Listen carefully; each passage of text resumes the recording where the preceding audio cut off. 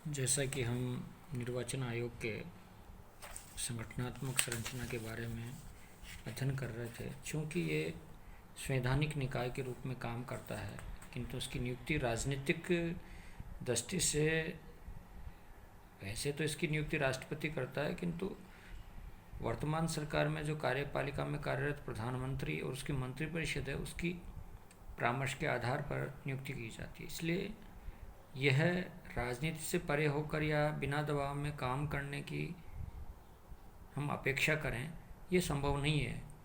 किंतु टी.एन. शेषन का जो नाम है हमने सुना है और हमेशा याद रहेगा, जिन्होंने ये बता दिया कि चुनाव आयोग किस प्रकार से काम करता है या निर्वाचन आयोग की क्या अहमियत है और स्वतंत्र रूप से, निष्पक्ष रूप से और निडरता के साथ किस प्रकार से काम कर सकता है। और हमारे चुने हुए जो प्रतिनिधि हैं उनको भी एक आशा जगी कि वो हमारी बात सुनी जाएगी, नहीं कि सरकारी मशीनरी का दुरुपयोग करते हुए सरकार ही सब कुछ कार्य करेगी। इस दृष्टिकोण से आज हम भारत में निर्वाचन आयोग के प्रशासनिक संरचना के तत्पश्चात कार्यों का उल्लेख करते हैं, या कार्य के निर्वाचन आयोग के क्या कार्य हो सकते हैं, कार्यकरण, function of the election commission क्या हो सकते हैं। जैसा कि निर्वाचन आयोग की शक्तियों का स्रोत संविधान का अनुच्छेद 324 है, जिसके द्वारा निर्वाचनों के निर्देशन, अधीक्षण और नियंत्रण की शक्तियां निर्वाचन आयोग में निहित है। अनुच्छेद 324 में यद्यपि शक्तियों का कोई पृथक से गणना नहीं की गई, तथापि अधीक्षण, निदेशन, नियंत्रण शब्दों की जो व्याख्या है समय समय पर न्यायपालिका द्वारा की गई, उससे सिद्ध होता है कि निर्वाचन आयोग की शक्तियों का अप्रमित स्रोत है और उसका सृजनकारी अनुच्छेद 324 ही है। अतः अनुच्छेद निर्वाचन आयोग की शक्तियों और कृत्यों दोनों को अभिव्यक्त करता है, और कृत्य का निष्पादन शक्तियों के बिना संभव नहीं है, और इसी प्रकार शक्तियाँ जो किसी कृत्य के निष्पादन की अपेक्षा नहीं करती हैं, निरर्थक ही मानी जाती हैं। अतः उच्चतम न्यायालय ने अनुच्छेद 324(6) में उल्लिखित शब्द कृत्य निर्वाचन आयोग की शक्तियों और दायित्वों को व्यक्त करता है। निर्वाचन आयोग के कार्यों को हम इस प्रकार से व्यक्त कर सकते हैं। पहला कार्य है निर्वाचन क्षेत्रों के परिसीमन एवं आरक्षण में भूमिका। जैसा कि समय समय पर निर्वाचन क्षेत्रों का पुनः सीमांकन या परिसीमन किया जाता है एक लंबी अवधि के बाद में, और उसमें आरक्षण किन किन सीटों पे होगा उसकी भूमिका का तय किया जाता है। चुनावों को संभव बनाने से पहले निर्वाचन क्षेत्रों का निर्धारण, पुनः सीमांकन, परिसीमन करना होता है। इस हेतु भारत सरकार एक परिसीमन आयोग नियुक्त करती है, जिसमें निर्वाचन आयोग के मुख्य निर्वाचन आयुक्त को सदस्य बनाया जाता है। प्रथम आम चुनाव के निर्वाचन क्षेत्र में परिसीमन का कार्य पूर्ण रूप से निर्वाचन आयोग द्वारा किया गया था, किंतु बाद में ये कार्य परिसीमन आयोग द्वारा किया जाता है। इस प्रकार से परिसीमन अभी जो होने वाला है वह 2026 में होगा, और समय समय पर सरकार जिस तरह से सेंसेक्स जनगणना करती है, उस आधार पर परिसीमन करना आवश्यक हो जाता है। इस दृष्टि से जब भी सरकार आवश्यक समझे उसका पुनर्सीमांकन किया जा सकता है। इसी प्रकार परिसीमन आयोग ही संविधान के प्रावधानों के अनुरूप जनसंख्या के आधार पर अनुसूचित जाति जनजाति के लिए संसद और विधानसभा में सीटों का आरक्षण का दायित्व भी निभाता है। इस प्रकार से यह स्पष्ट है कि परिसीमन आयोग किसी भी आदेश का अद्यतन बनाए रखने की शक्ति निर्वाचन आयोग को प्रदान करता है। इस तरह निर्वाचन आयोग की भूमिका निर्वाचन क्षेत्रों के परिसीमन और निर्वाचन क्षेत्रों के आरक्षण में परिसीमन आयोग के साथ संयुक्त की गई हैं, जो निर्वाचन आयोग स्वतंत्र रूप से करता है। इस प्रकार से दूसरा कार्य है निर्वाचक नामावली तैयार करने में भूमिका।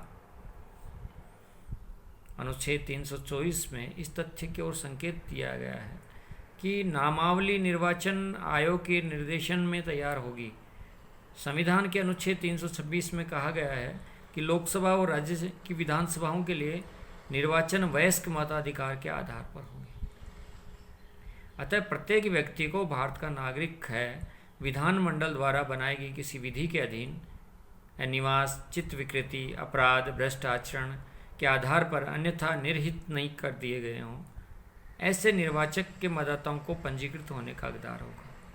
इस प्रकार से निष्पक्ष, निर्विवाद, भेदभाव रहित निर्वाचक नामावलियों के निर्माण की प्रक्रिया पर निर्वाचन आयोग का अधीक्षण, निर्देशन, नियंत्रण प्रस्तावित किया गया है।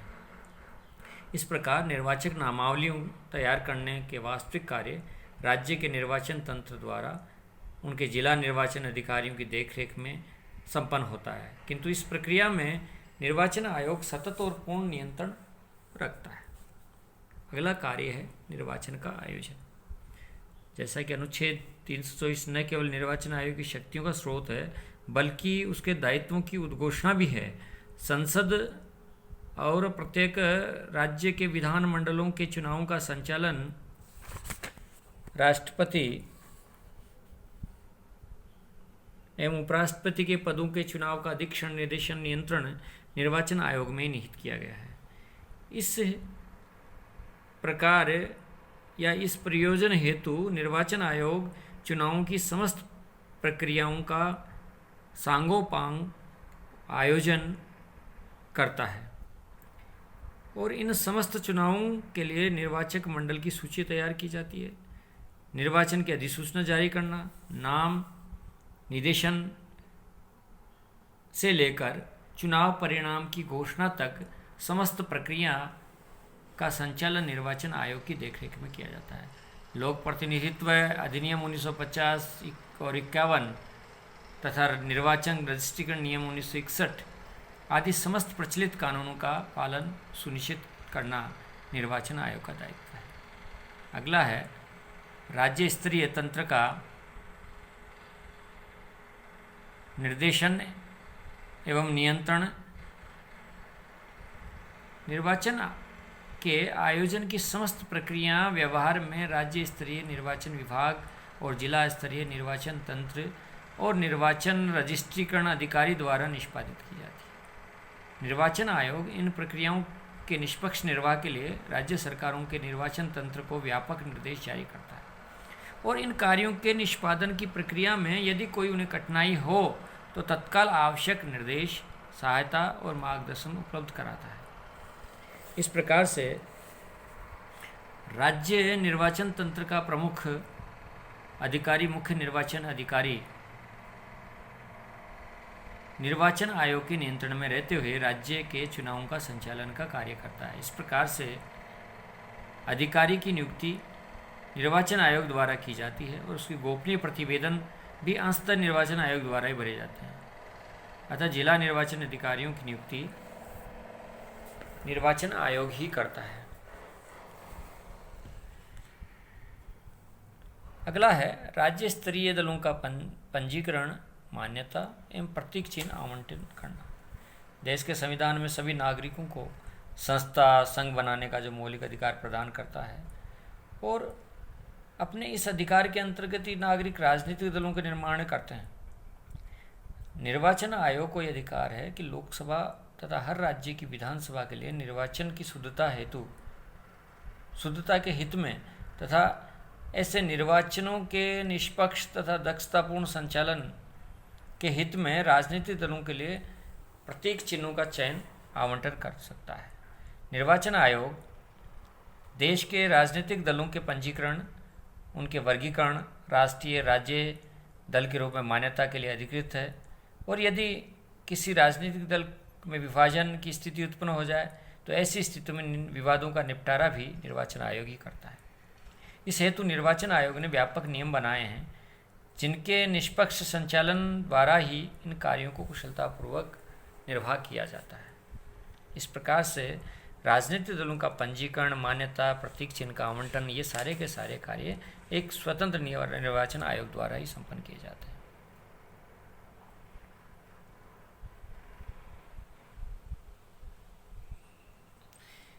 अयोग्यता के मामलों में परामर्शदात्री भूमिका।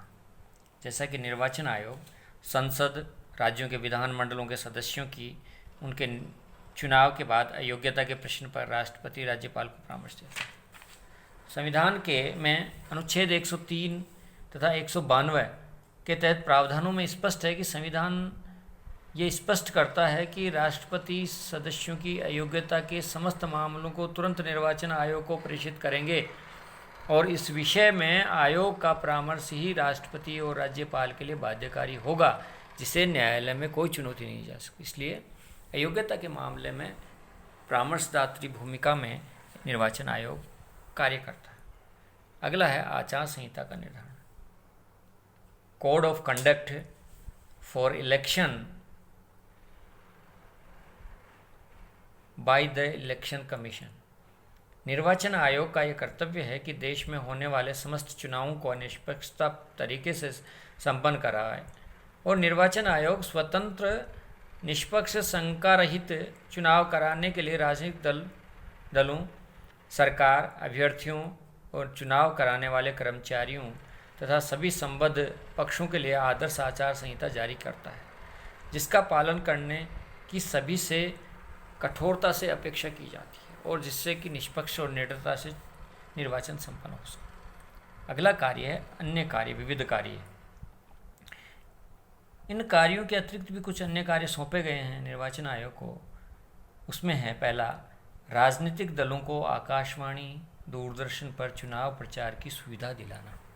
ये महत्वपूर्ण कार्य है। प्रचार प्रसार के लिए ये भी निर्वाचन आयोग उनको ये सुविधा उपलब्ध करवाता है। आकाशवाणी, दूरदर्शन पर कितना समय, किस दल को कितना समय, किस समय मिलेगा और वो उस दल की मास पर क्या प्रभाव है उसके आधार पर उनको समय मिलता है। दूसरा है, चुनाव में उम्मीदवारों द्वारा व्यय की जाने वाली राशि निश्चित करना। चुनाव में उम्मीदवार के कितने चुनाव खर्च व्यय होगा उसका कुल राशि निर्धारित करना। अगला है मतदाताओं को राजनीतिक प्रशिक्षण देना कि किस प्रकार से, जैसे कि ईवीएम मशीन आई तो उसका पहले पूर्व में गांव में या बूथ में उसका प्रशिक्षण देना कि इस प्रकार से मतदान डालना। अगला है अन्य कार्यों में चुनाव याचिकाओं आदि संबंध में सरकार को आवश्यक परामर्श देना और चुनाव आयोग समय समय पर सरकार को अपने कार्यों के संबंध में प्रतिवेदन प्रस्तुत करता है, चुनाव प्रक्रिया में सुधार के लिए समय समय पर सुझाव प्रदान करता है। ये सब अन्य कार्यों में उल्लेखित किया जाता है।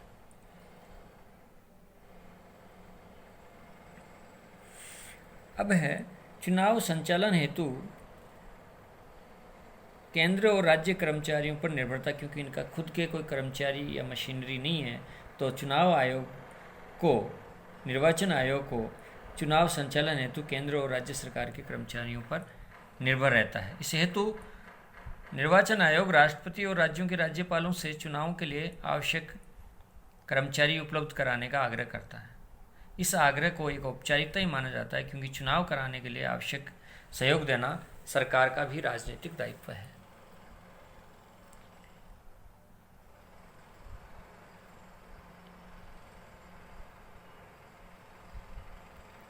निर्वाचन आयोग से संबंधित जो कमियां हैं, निर्वाचन आयोग के कार्यों में जो कमियां देखी गई हैं उसका हम किस प्रकार से वीकनेस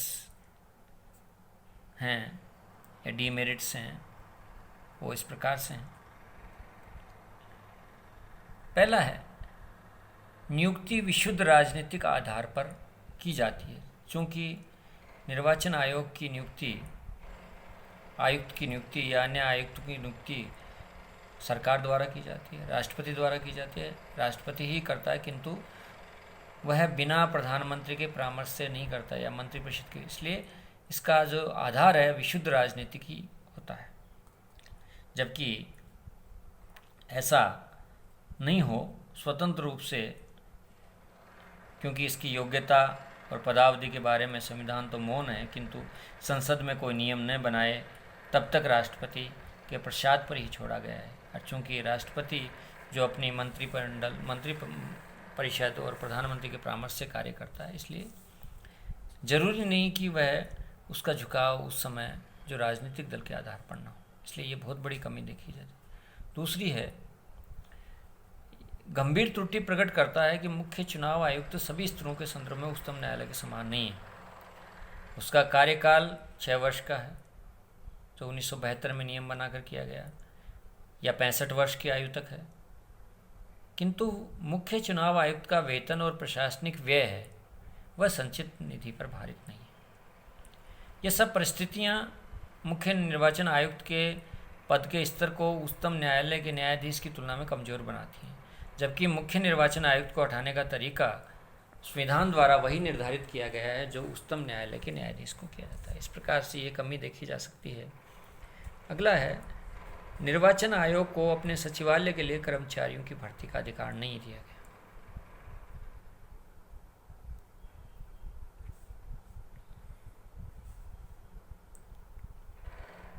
जबकि संवैधानिक संस्थाओं में संघ लोक सेवा आयोग, उच्चतम न्यायालय, नियंत्रक के महालेखा परीक्षक, लोकसभा राज्यसभा सचिवालय आदि को अपने अपने कर्मचारियों की भर्ती का अधिकार दिया गया है।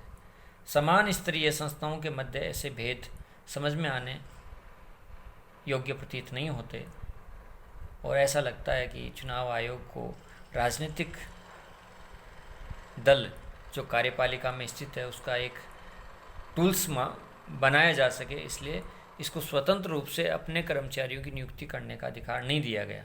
ये भी एक कमी देखी जा सकती है। इसलिए आयोग को अपने स्वयं के अधीन कार्यरत कर्मचारियों पर नियंत्रण रखने की दृष्टि से वह अनुशासनात्मक सामर्थ्य प्राप्त नहीं होती और निष्पक्ष कुशल संचालन के लिए अनिवार्य पूर्वापेक्षा है।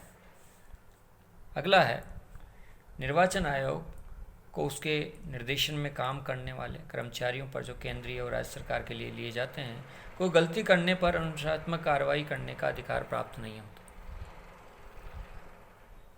इस हेतु उसे अनुशासित कार्रवाई का अधिकार नहीं होने के कारण उसे यह विशंसा सरकार इस हेतु उसे सरकार पर निर्भर रहना पड़ता है। आयोग ने सरकार से यह विशंसा की है कि निर्वाचन कार्य, निर्वाचक नामावलियों का निर्माण आदि में दोषी पाए जाने वाले अधिकारी कर्मचारियों पर मुकदमा चलाकर दंडित करने का अधिकार सीधे आयोग में निहित होना चाहिए, पर ऐसा नहीं है, क्योंकि राज्य सरकार के ही कर्मचारी हैं तो उन पर राज्य सरकार ही अनुशासनात्मक कार्रवाई का कोई निर्णय ले सकती है, जो कि होना नहीं चाहिए। ये एक कमी देखी जा सकती है। निर्वाचन कार्यक्रमों की औपचारिक घोषणा यद्यपि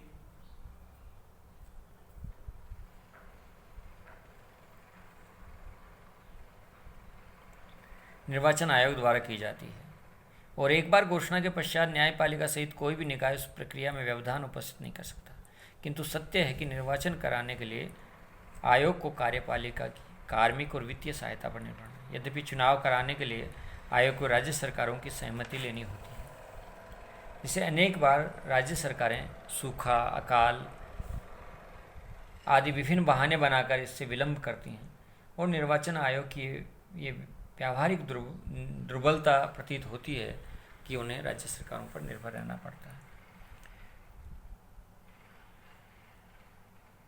अगला है, राज्य स्तर पर निर्वाचन आयोग का अपना स्पष्ट और विस्तृत तंत्र नहीं है और राज्य के निर्वाचन विभाग में राज्य सरकार नियमित संरचना के अंग होते हैं।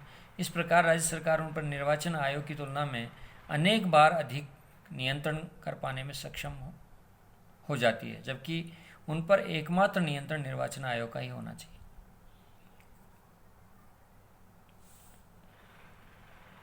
यह हमें कमियां देखने को मिलती हैं और राज्य स्तरीय जो निर्वाचन तंत्र है उसका जो रूप रचना है, फुल टाइम पूर्णकालिक, किसी राज्य में पूर्णकालिक होता है, किसी में अंशकालीन होता है और कार्य और जिला स्तर पर सरकारी अधिकारी जिला निर्वाचन अधिकारी के नाम से जाना जाता है। इसकी नियुक्ति राज्य सरकार के परामर्श से निर्वाचन आयोग करता है।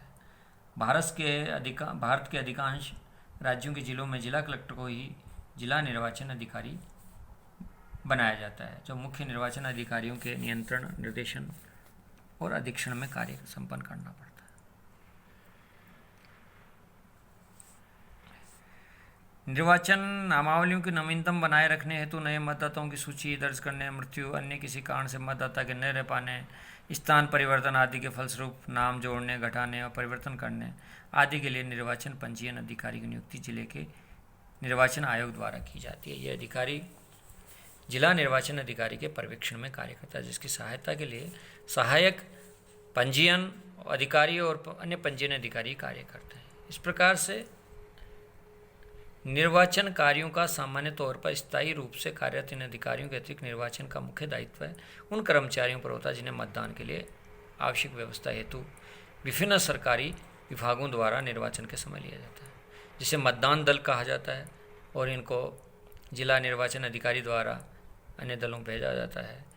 इस दल में सामान्यतः एक पीठासीन अधिकारी होता है, आवश्यकता से मतदान अधिकारी होता है, सहायक कर्मचारी, पुलिस अधिकारी रखे जाते हैं।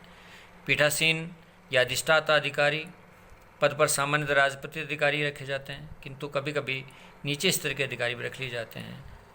चुनाव के पर्यवेक्षण के लिए कुछ पर्यवेक्षकों की नियुक्ति की जाती है और कानून और व्यवस्था के बनाए रखने के लिए क्षेत्रवार कुछ मजिस्ट्रेट नियुक्त किए जाते हैं। इस प्रकार से ये राज्य स्तरीय निर्वाचन तंत्र अपना कार्य करता है। चूँकि 73वें 74वें संविधान संशोधन के परिणाम स्वरूप राज्य में स्थानीय निकायों के चुनाव हेतु राज्य निर्वाचन आयोग का पृथक से गठन किया गया। पहले नहीं था राज्य निर्वाचन आयोग का गठन। यह आयोग पंचायती राज संस्थाओं और नगरीय संस्थाओं के लिए उत्तरदायी है। संविधान के अनुच्छेद 343 के अंतर्गत राज्य निर्वाचन आयोग का गठन किया गया, जो अपेक्षा की गई स्वतंत्र रूप से वह निर्वाचकीय कार्यों का अधीक्षण, निर्देशन, नियंत्रण राज्यपाल के द्वारा नियुक्त किया गया है और उसके चुनाव से संबंधित समस्त कार्य का अधीक्षण, निर्देशन, नियंत्रण करेगा और ये राज्यपाल के द्वारा नियुक्त किया जाता है। और मुख्य निर्वाचन आयुक्त की पदावधि, सेवा शर्तें का निर्धारण राज्यपाल विधानमंडल से संबंधित अधिनियम के अधीन करते हुए करेगा। इस प्रकार से इसको भी उच्चतम न्यायालय के न्यायाधीश की भांति ही हटाया जा सकता है और यह कोई अलाभकारी परिवर्तन नहीं किया जा सकता। यानी कार्यरत रहते हुए राज्य निर्वाचन आयुक्त की सेवा शर्तों में कोई अलाभकारी परिवर्तन नहीं किया जा सकता और राज्यपाल ही राज्य के निर्वाचन आयुक्त की सहायता के लिए आवश्यक कार्य उपलब्ध कराता है। अब सामने आती हैं कि भारत में निर्वाचन पद्धति या निर्वाचकीय पद्धति में दुर्बलताएं क्या क्या हैं।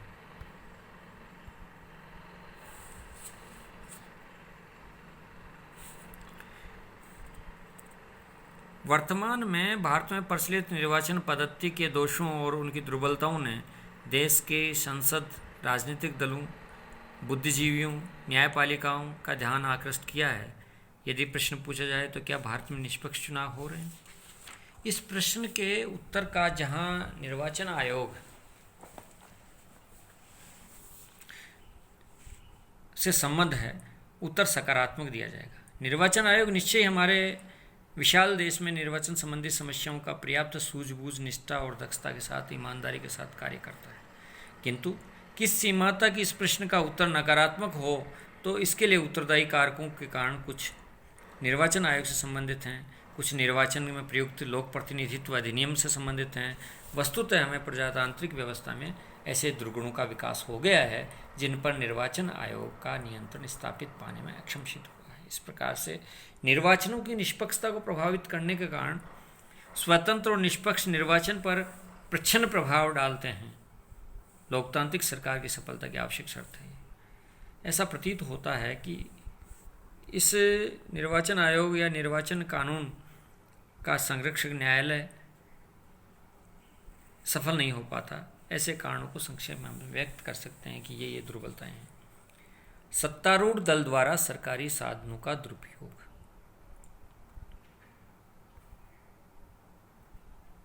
सत्तारूढ़ दल द्वारा सरकारी साधनों का दुरुपयोग।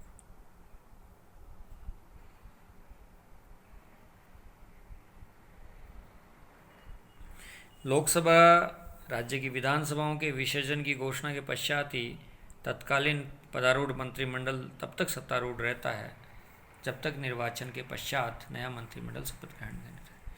इसलिए हमारे संसदीय लोकतंत्र में विगत दशकों का अनुभव ये सिद्ध होता है कि ऐसी संक्रमणकाली सरकार प्राय चुनाव के समय सरकारी प्रशासन तंत्र, साधन सामग्री, सरकारी कोष से खर्च करने के अपने अधिकार का दुरुपयोग करती है। चुनाव से पूर्व जनता से ये राजनीतिक दल बड़े बड़े वादे करती है। प्रधानमंत्री अपनी विशिष्ट स्थिति के कारण शासन तंत्र की भूमिका से राजनीतिक दल के आसार अच्छे करने में सक्षम होता है और इस प्रकार से सत्तारूढ़ दल केंद्र और राज्यों और दोनों में चुनाव के समय एक विशिष्ट अधिकार संपन्न वर्ग की स्थिति में होता है और प्राय चुनावों के ठीक पूर्व गांवों में सड़कों, बिजली, पानी, अन्य सुविधाओं की व्यवस्था कर राजनीतिक भ्रष्टाचार को बढ़ाता है। इस स्थिति में अंकुश के लिए निर्वाचन आयोग यद्यपि आचरण संहिता जारी करता है किंतु उसका प्रभावी असर नहीं होता जो प्रभावकारी होना चाहिए। इसलिए सत्तारूढ़ दल उस संक्रमण काल में सरकारी साधनों का दुरुपयोग करता है और अपने दल को लाभ पहुंचाने के लिए प्रभावित करता है जनता को। अगला है राजनीति में कर्मचारियों में राजनीतिक आसक्ति। जो दुर्बलताएं हैं, कर्मचारियों और राजनीतिक आसक्ति भी चुनावों की निष्पक्षता को प्रभावित करता है। देश के निर्वाचन कार्यों के निष्पादन के लिए निर्वाचन आयोग के पास कोई पृथक से तंत्र नहीं, सिस्टम नहीं है। निर्वाचन कार्य के लिए मतदाताओं की सूची तैयार करना, मतगणना का कार्य करना, जिले के निर्वाचन अधिकारी जो प्राय जिला कलेक्टर होते हैं उसके विभिन्न सरकारी विभागों में कार्यरत कर्मचारियों से ही नियोजित कार्मिकों द्वारा संपन्न किया जाता है। राज्यों के निर्वाचन अधिकारी सिविल सेवा के सदस्य होने के नाते मंत्रिमंडल द्वारा नियंत्रित होते हैं। अतः राज्य मंत्रिमंडल उन कर्मचारियों की राजनीतिक आसक्ति चुनावों की निष्पक्षता को प्रभावित करने का एक कारक बन सकती है। इसलिए कर्मचारियों में राजनीतिक आसक्ति उस समय की जो सरकार के समय हो सकती है जो निष्पक्ष चुनाव में या निष्पक्षता के चुनावों की निष्पक्षता को प्रभावित करता है। ये भी एक राजनीतिक दुर्बलता है या ये भी निर्वाचन पद्धति में एक दुर्बलता देखी जा सकती है। अगला है सांप्रदायिकता, जातिवाद और क्षेत्रीयता का प्रभाव। जैसा कि निर्वाचन को प्रभावित करने हेतु सांप्रदायिकता, जातिवाद, क्षेत्रीयवाद आदि कारक सहायक भूमिका में निर्वाह करते हैं। प्राय ऐसा देखा जाता है कि प्रमुख राजनीतिक दल चुनाव में अपने उम्मीदवार घोषित करते समय क्षेत्र विशेष की बहुसंख्या में निवास करने वाले संप्रदाय, जाति के व्यक्ति को टिकट देते हैं। सैद्धांतिक तौर पर चाहे सांप्रदायिकता और जातिवाद के अवगुण मानकर उसकी आलोचना करते हैं किंतु चुनाव में उम्मीदवार से लेकर निर्वाचन चिन्ह और चुनाव नारों में वे किसी न किसी तरह इन भावनाओं को उभार कर राजनीतिक लाभ प्राप्त करने का प्रयत्न करते हैं, जो नहीं होना चाहिए। किंतु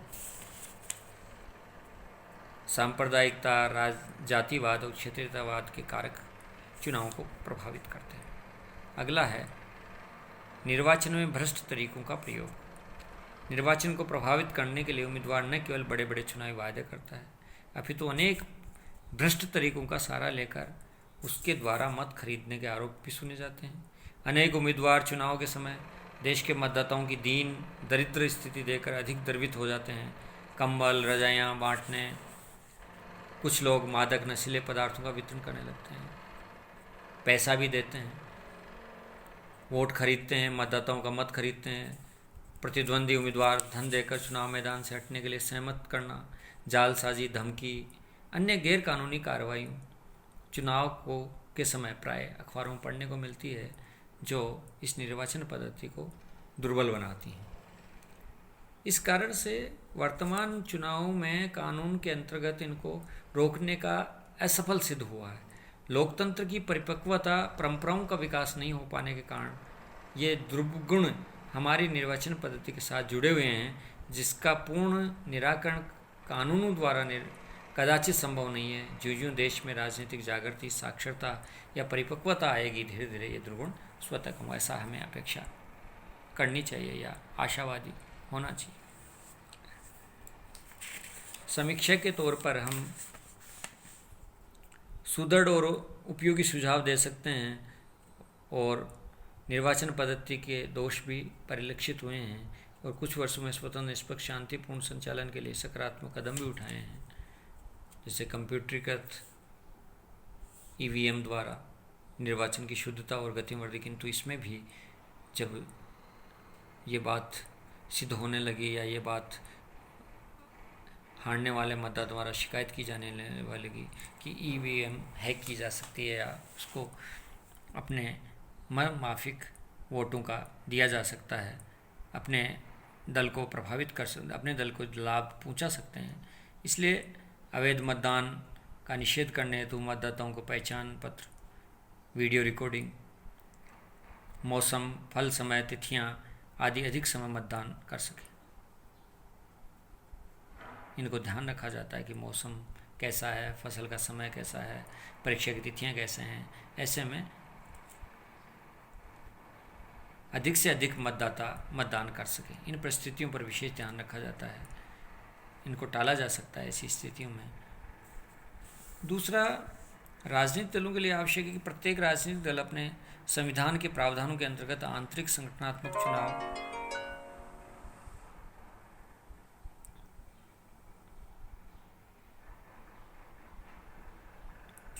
नियमित रूप से करवाएंगे और उनकी आंतरिक कार्रवाई का लोकतांत्रिक परंपराओं का निर्वहन करेंगे। निर्वाचन आयोग द्वारा नई पहल राजनीति द्वारा रेडियो टेलीविजन प्रसारण द्वारा इलेक्ट्रॉनिक माध्यम से उपयोग करेगी। योजना राजनीतिक अपराधीकरण को रोक, निर्वाचक नामों कंप्यूटरीकरण, निर्वाचन को पहचान पत्र, अभ्यर्थियों द्वारा अपने निर्वाचन व्यय का लेख रखने, दाखिल करने की प्रक्रिया का सरलीकरण और निर्वाचन अभ्यर्थियों को समान अवसर उपलब्ध कराने के आधार से सख्त पालना के उपाय किए जाते हैं। जैसा कि निर्वाचन आयोग के पुनर्गठन के सुझाव दिए भी गए हैं, जैसा कि निर्वाचन आयोग एक बहुसदस्यीय स्थायी आयोग हो जिसमें 3 से 5 स्थायी सदस्य हों और चुनाव आयुक्त इसका अध्यक्ष हो, मुख्य चुनाव आयुक्त इसका अध्यक्ष हो। निर्वाचन आयोग के सदस्य की नियुक्ति ऐसी स्वतंत्र समिति से किया जाए जिसके सदस्य मुख्य न्यायाधीश, प्रधानमंत्री और संसद के विपक्ष के नेता हों।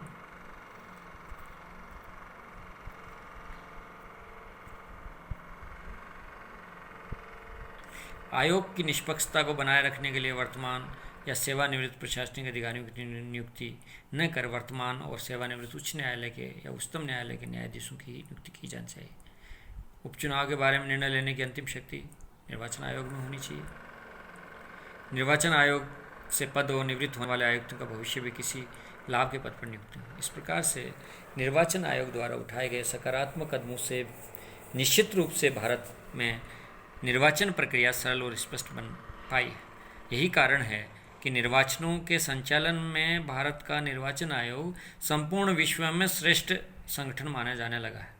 यद्यपि अभी भी कतिपय ऐसे क्षेत्र हैं जिसमें दोष को दूर करने के प्रयास किए जाने की आवश्यकता अनुभव है, फिर भी भारत में एक स्वतंत्र लोकतंत्र, एक बहुत बड़ा महायज्ञ के रूप में निर्वाचन आयोग अपनी महत्वपूर्ण भूमिका के रूप में कार्य करता है, जो एक बहुत बड़ा टास्क है, बहुत बड़ा कार्य है।